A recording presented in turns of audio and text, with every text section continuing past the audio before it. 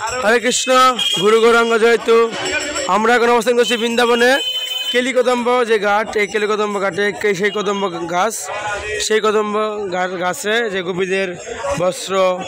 এনে বেঁধে রেখেছিলেন ভগবান কৃষ্ণ এই কেলিকদম্ব গাছটি এখনও আছেন সকলে দর্শন করুন।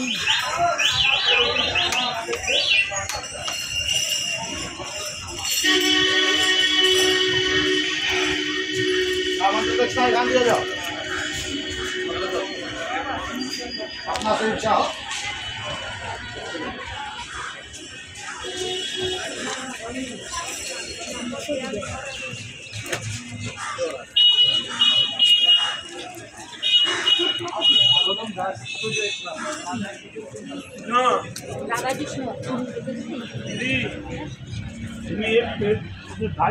अवस्था